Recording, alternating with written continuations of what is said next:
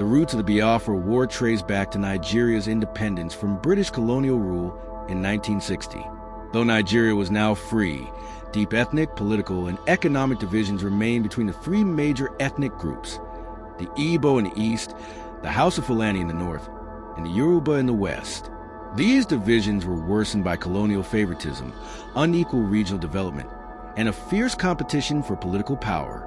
The Igbo, known for their enterprise and education, faced resentment from the north, who saw them as economic and political threats.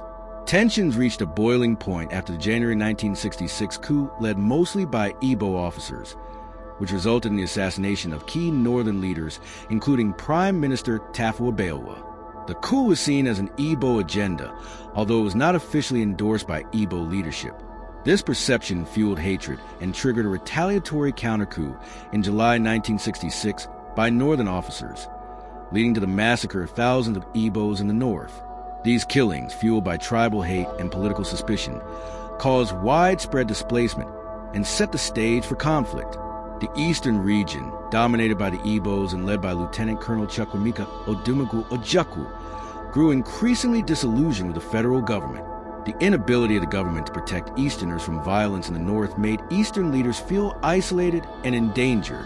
The Gowan-led federal government failed to implement the Abori Accord, an agreement reached in Ghana that proposed a loose federation to preserve Nigeria's unity. Ojukwu saw this as betrayal. In May 1967, Ojukwu declared the eastern region an independent Republic of Biafra. The name Biafra was drawn from the Bight of Biafra along the southeastern coast. The declaration was met with applause by many Igbos who had suffered massacres and felt abandoned. However, the Nigerian government, under General Yakubu Gowon, saw the move as treason and an act of rebellion, prompting a declaration of war to bring Biafra back into Nigeria by force. The war officially began on July 6, 1967, when Nigerian troops advanced into Biafra from the north. The federal forces were better equipped, more numerous, and had international support from countries like the UK and USSR. In contrast, Biafra, though poorly equipped, had passionate fighters and sympathy from civilians who believed in their right to self-determination. Biafra's soldiers, mostly young and poorly trained, fought with zeal and desperation. Biafra's strategy included defending key cities, such as Enugu, its capital, and launching daring raids into Midwest Nigeria. They even managed to capture Benin City at one point. However, as the Nigerian forces advanced and cut off access to the sea, Biafra began to suffer, with no major allies providing military support, and with Nigeria blockading Biafra's ports. Starvation and suffering became widespread among the civilian population. BY 1968. The war had taken a devastating toll on civilians. With supply lines cut, Biafran towns were starved of food, medicine, and basic supplies. Kwashiorkor, a disease caused by severe malnutrition, spread rapidly, especially among children. Heartbreaking images of starving children with bloated stomachs spread worldwide, prompting humanitarian outcry. International NGOs like the Red Cross and Catholic missions attempted to send aid, but faced restrictions from the Nigerian government. Despite the dire conditions, Biafrans remained resilient. Makeshift hospitals and relief centers were set up, and propaganda encouraged people to endure. Artists, writers, and musicians played roles in uplifting morale. But starvation soon became Biafra's most powerful enemy. It was no longer just a military war. It had turned into a humanitarian catastrophe that threatened to wipe out an entire generation of Eastern Nigerians. Both sides used propaganda to gain local and international support. Biafra, under Ojukwu, was effective in using media to portray itself as a victim of genocide, attracting sympathy from countries like Gabon, Côte d'Ivoire, Haiti, and even Israel. Biafran radio broadcasts told stories of suffering and resistance, while emissaries sought recognition from foreign governments. Nigeria, on the other hand, maintained its stand as a legitimate government trying to preserve national unity. It received strong support from Britain and the Soviet Union, who supplied weapons and strategic support. Meanwhile, diplomatic efforts failed repeatedly due to mutual distrust and the absence of a common ground. While Biafra cried out for survival and recognition, Nigeria insisted on unity at all costs. Enugu, the capital of Biafra, fell to Nigerian forces in October 1967. The loss was symbolic and strategic, forcing Biafran leadership to relocate to Umuahia. Despite this setback, Biafran resistance did not waver. Guerrilla tactics, surprise raids, and local support allowed Biafran forces to maintain a hold on certain territories. Yet the loss of key infrastructure, factories, and airports began to cripple the war effort. Biafra began developing local innovations, producing weapons, vehicles, and even refining fuel in primitive ways. These efforts were a testament to their ingenuity and determination, but they could not match the scale of the Nigerian war machine.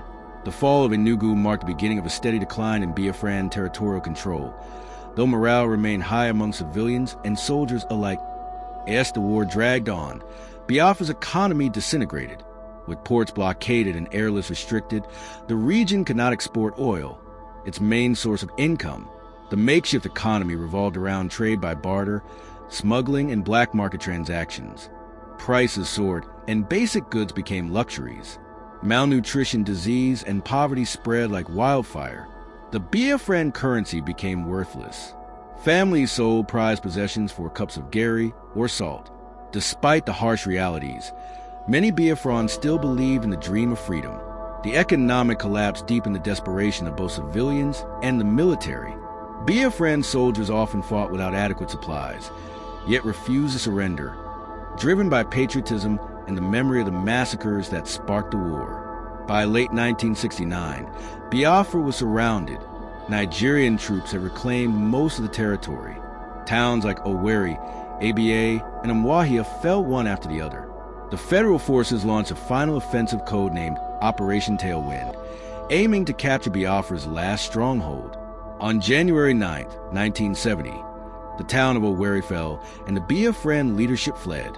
Recognizing the futility of continued fighting, Ojukwu handed over power to his deputy, Major General Philip Effiong, and fled to Côte d'Ivoire. On January 15, 1970, Effiong formally surrendered to the Nigerian government in Lagos. The 3-year war, which cost an estimated 1 to 3 million lives, mostly civilians, finally ended. Nigeria declared that there were no victors, no vanquished, but the scars ran deep. After the war, the Nigerian government initiated a policy of reconciliation and reconstruction. Programs like the 3 rupees rehabilitation, reconstruction, and reconciliation were introduced to rebuild the East and reintegrate former Biafrans into Nigeria. However, in practice, discrimination, distrust, and marginalization persisted. Many Igbo struggled to reclaim lost property or jobs. Children who had grown up during the war had to learn to live in peace. The trauma of hunger, death, and displacement lingered. Communities slowly began to heal, but the sense of injustice and loss remained. The Biafra War had not only killed people, but had damaged trust in national unity, leaving behind a legacy of deep ethnic suspicion that still affects Nigeria today. The Biafra War remains one of Africa's deadliest and most tragic conflicts. It exposed the fragility of national unity built on colonial boundaries and the dangers of ethnic division. The war showed how quickly unresolved grievances, political injustice, and ethnic tensions could explode into violence. Today, the word Biafra still evokes emotion among many Nigerians, especially the Igbo. It symbolizes both a cry for justice and the pain of loss. Calls for secession have reemerged over the decades, showing that the issues that led to the war were never fully resolved. The Biafra War teaches that peace is not just about ending conflict, but addressing the root causes of inequality, injustice, and marginalization that can tear nations apart. Don't forget to click on subscribe button, like, and comment.